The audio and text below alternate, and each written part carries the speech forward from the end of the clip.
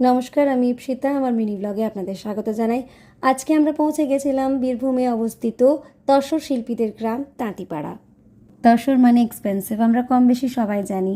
এই এক্সপেন্সিভ শাড়িগুলি যারা দিনরাত বুনছে তারা কেমন আছে তাদের জন্য এই ভিডিওটি। মূলত এনারা দু ধরনের কাজ করে থাকেন, একটা হচ্ছে কোরা তসর আর একটা হচ্ছে পিওর তসর। ওনাদের মুখ থেকে শুনলাম ওনাদের কাজের ধরন এবং প্রতিদিন তাদের জীবন কিভাবে কাটছে। সত্যি সুতোর ওপর টান দিয়ে দিয়ে কি সুন্দরভাবে ওনারা শাড়ি বুনছেন। প্রত্যেকটা সুতো যেন এক একটা মুহূর্তের গল্প বলছে। এত সূক্ষ্ম সুতো দিয়ে বোনা তসরের শাড়ি দাম তো হবেই, বাজারে এগুলোর কিন্তু 9,000, 10,000, 12,000 অবধি দাম। কিন্তু ইনারা বলছেন 800 টাকার বিনিময়ে একটা শাড়ি বনে। ভাবুন তাহলে, এই আপনারাই করছেন জেনারেশন, এর পরের জেনারেশন না। আসবে না বলছে। তার কারণ তার কারণ ইয়ে নাই তো, বানি নাই তো। বাণী নেই, পরিশ্রম প্রচুর সেরকম। না, খাটনি মান নাই। আমার তো 4টা তাঁত ছিল, আমি 3জনকে আউট করে নিয়েছি। আপনারা এটা